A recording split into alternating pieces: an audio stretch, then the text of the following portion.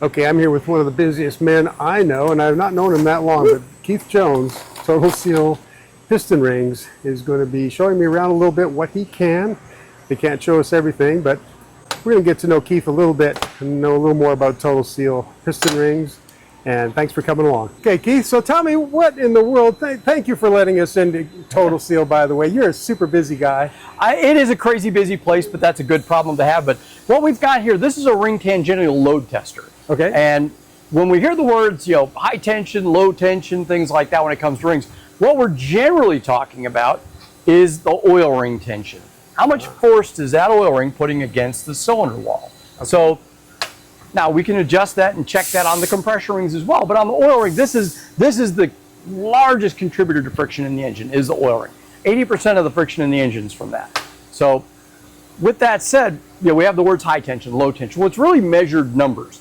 And in the field, about the only way you have to check it is the old fish scale. We put the oil rings on the piston, hook a fish scale to it, a weighted scale, put them in the cylinder and pull them through and we see what it does. Well, it's a great way to tell in the field, but the problem is that takes into consideration the bore finish. So rougher the bore, the higher the number that'll read, the smoother the bore, the lower that number will read. So it's a little bit deceptive. In our world as a manufacturer, we can't have that variable. We have to know exactly the pound force that part is putting out. So we have a master that we're using. In this case, it's 4060. Goes into a slip ring, kind of like a transmission brake band. We put that in, we set that up. Now I've already got this one ready to go. Okay. And I'm coming in and I'm setting it to a mean of around 10 pounds. It doesn't have to be exact, but right now it's reading about 12 pounds of tension of tangential force it's pulling. I've set that to 4060. As we saw, I've already got the oil rings loaded up into this little simulator. It kind of simulates the oil ring groove. Okay. And we're going to put it in. And this is the agitator. It's going to vibrate and shake all this to shake any friction out that's in the ring stack. And we're going to turn it into the automatic mode. And we're going to let it rip.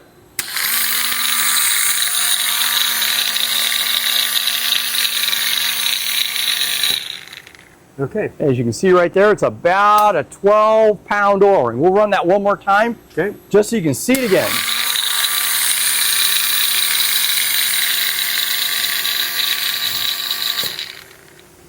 And that's an oil ring tension test. Now again, like I said, we can do the same thing with compression rings. I don't happen to have any laying around here at the moment, but that is ring tension testing, so you can kind of see how that's done. Okay.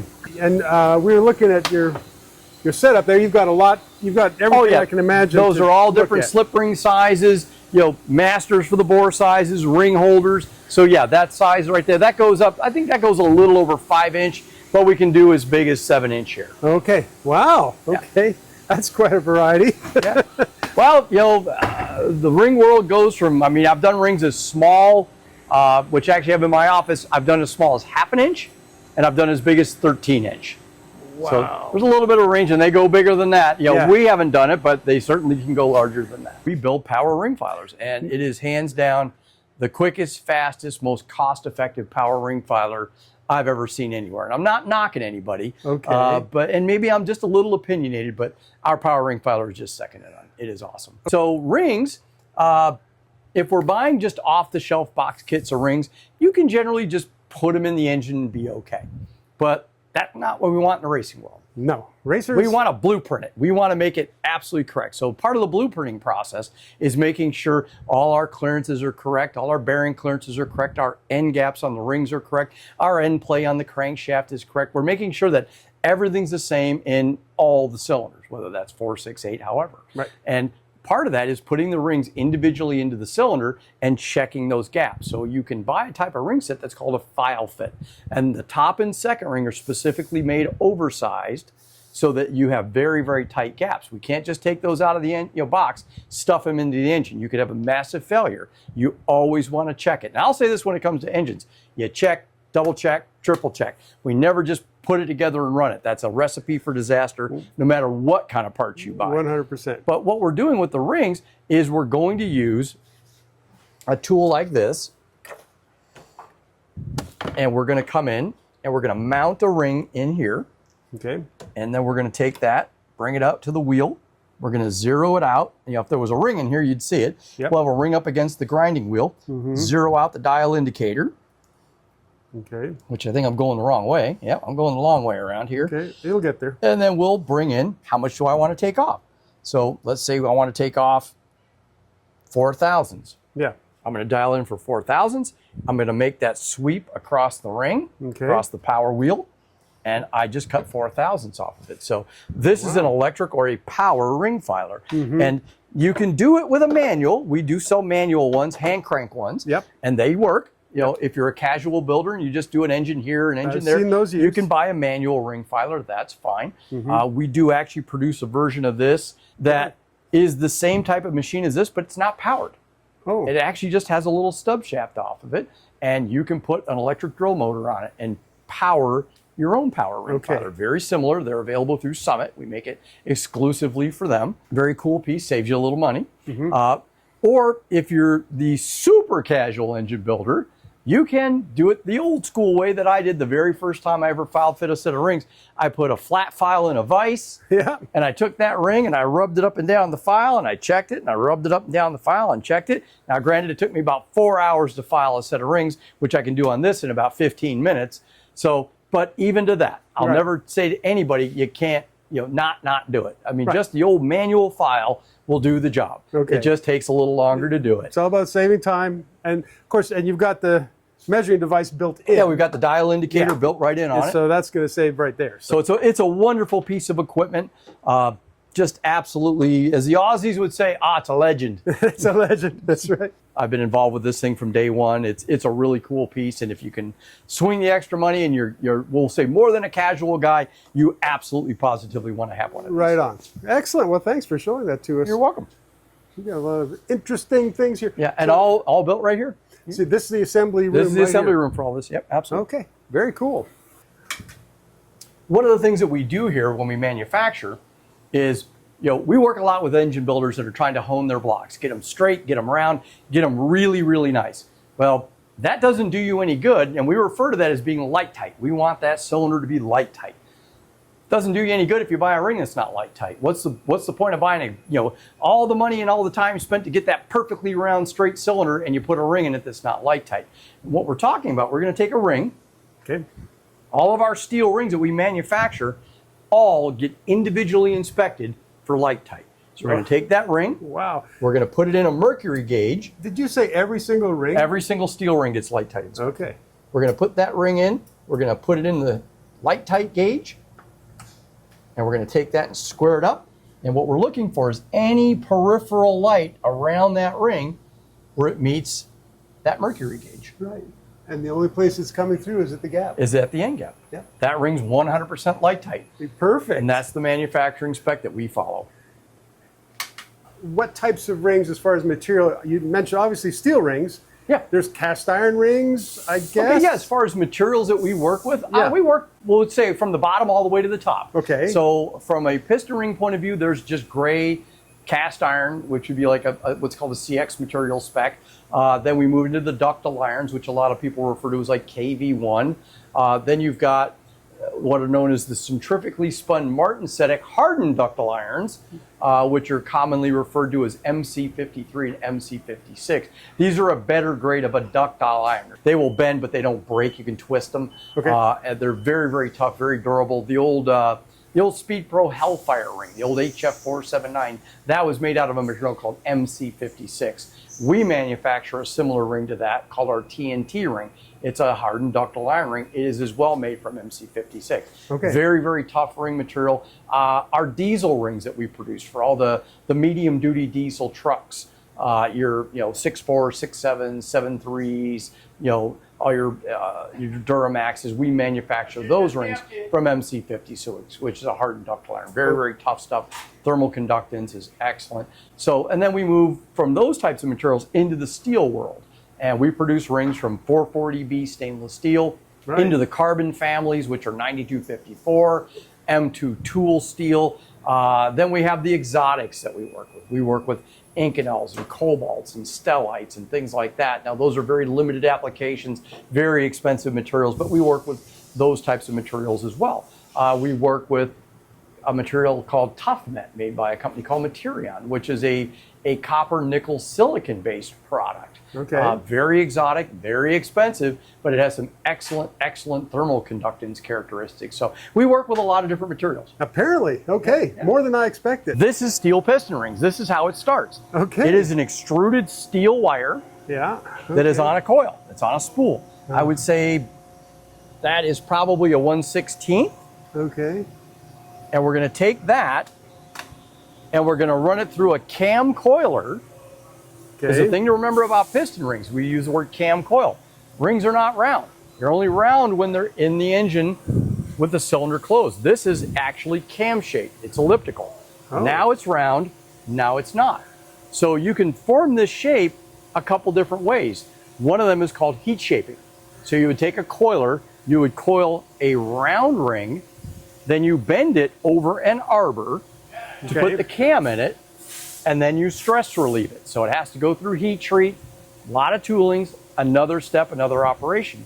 Well, the way we do it is we actually put that shape in the ring as it's going through the coiler. So we're actually cam coiling and producing that shape. It eliminates that extra manufacturing step, which of course Excellent. adds more expense and more importantly adds more lead time to the part. But this part just came out of that spool. Wow. Yeah. So And- you're okay. So you're saving a step, makes you faster production. Absolutely. And these are all different spools of different size rings and different material rings. Wow. And if you look, so there's tool steel, stainless steels, there's all kinds of different materials in here, different axial and radial dimensions as well as the type. If you look way up top where that copper colored stuff, that's that ToughMet material I talked to you about. Okay. Very exotic stuff, but that's what all of this is for. This is profiling. This is putting the profile on the outside of the ring. In this case, it's going to be a taper or a Napier style cut. This is going through CNC and it's cutting it, one ring at a time. It'll come in, change out a part, come into the next part. But this is profiling of the ring. Okay. Now, rings are not perfectly symmetrical. There's kind of a different side for how the piston is Yeah, running, depending right? on the position. So there's lots of different shapes of the face of the ring. Typical top rings are typically barrel shaped. They've got kind of a crown, and that allows the ring to come through rock over. As the piston hits top and bottom dead center, it has to rock. It's got to change directions, and it'll roll on the wrist pin. So we want that ring to be able to kind of glide through that cylinder wall Yep. and keep contact. If it's flat, it's going to want to tip up and sit on the corners. The second ring, though, the second ring's primary job is as an oil scraper. Now, granted, it does hold compression, but it's primarily an oil scraper. So it's going to have a tapered face, like a scraper, like the razors that we use to shave our faces. Okay. Some of them are a Napier. They have a little hook cut out in the bottom, but they're still a tapered face. They're angled. Now, we can actually do combinations as well. We can do barrels, offset barrels, angled tapers. You can do combination rings as well. A little more complicated, a little more expensive, Okay. a little more time consuming, but that can be done because of this type of equipment. And what about the oil ring at the bottom? Oil Any rings are, consideration there? yeah, there's 3-piece style oil rings, which are, referred to as flex vents. Yep. And then you have the older cast iron styles. Yep. Most of what we do are going to be the 3-piece flex vent style. Okay. So like you saw over there, we have that wavy expander bracelety part, and then you have the upper and lower scraper rail. Now that one's still a little warm. This is heat treat. We do all our own heat treating in-house. Okay. This is all done completely in the building, so we don't outsource any of this type of product. Vibratory tumbling to deburr parts. But this is also, and this is kind of nasty, this is the coating that you see on a ring. This is Right. that dark coating that you see on a ring, and that's an anti-rust coating. People will call me and question the colors. We might have some that's a little lighter or a little darker. That coating is simply there to prevent rust on the ring when it's sitting on a shelf. Here in Arizona, like last night, we get a little bit of rain, leave it outside, it's not gonna rust, it's too dry. You send this down to North Carolina or Alabama or someplace like that, you've got this thing called humidity. Humidity rusts parts. Right. So you have to put something on it to prevent it from rusting when it's sitting on a shelf. Okay. It has no performance gain. It doesn't matter inside the engine. Those coatings are simply there so when it's sitting on a shelf somewhere where parts aren't rusting. Okay, got it. We produce the gas-ported piston rings here, so you don't have to gas-port your piston. And he's getting set up right now to do gas porting Hi there. on top rings. So that's Good to how see. that's the fixturing for that. We're gonna have to talk about that gas porting technology, aren't we? We'll talk about get that a little there. bit when we get upstairs. Excellent. Interesting. This is all part of getting that ring light tight like we showed earlier. This is an OD lapping machine. Okay. Jeff right now is setting this up to have a set of rings come in, and very, very oversimplified, this is a big horizontal butter churn. This is going to load up with a set of rings. It's got a cam or a wave plate in here depending on the angle that we want to put on it. We're going to lap the rings and wear out or wear off any of the imperfections that are in the ring and make that ring light tight. This is part of building that 100% light tight ring. We have multiple stations to do this, but Jeff's setting up one of the OD lappers right now. Okay, so I guess you got them in right and you're holding them tight, I guess. Oh yeah, they're all in a so that stack. the machine, yeah, stacked up, and then the machine can I'm then gonna sit here and deal with cycle. it. Okay. And he's adding a lapping solution right now. And Jeff's gonna lap in a set of rings. There, wow. Yep. And he's got all the different forms here for the different Oh, sizes. all the different sizes. That's Yep. what all this tooling's all about. Yep. You see all over the shop, these are all OD lapping sleeves. This is a big part of what we do. Rings, shelves and shelves and shelves of rings, about 35,000 SKUs. But what we do differently than a lot of other companies, what I like to say is we sell piston rings, we don't sell boxes. Now, do we sell boxes full of piston rings? Absolutely we do. But in many cases, you're looking for a ring, let's say you've got an old vintage, Mack truck, and you find a catalog and you look in there and you find a set of rings and wow, that's got the top ring I want. Well, that set of rings got the second ring I want, and that box of rings got the oil ring I want. But I can't find a box that's got those three rings in it. Right. And that's kind of why I sell. We sell boxes, but we don't sell boxes. So in this particular case, this person's going to have to buy that set of rings, that set of rings, and that set of rings to put the rings together to make that old Mack truck run again. Yeah. Well, that's not what we do. We can come out here, we create what we call a custom set. Doesn't mean we're custom making it. We're custom blending it together the way you want it. We'll pull 8 of that top ring, 8 of that second ring, 8 of that oil ring, put them in a box, and guess what? We just made you a box of rings for your Mack truck. And it's kind of a custom set. And it's a just for custom you. blended package of rings because lots of pistons change, lots of ring group combinations change over the years. I get people call me, obviously we get a lot of phone calls every day, and Right. they'll call me with a 1960, Jensen engine.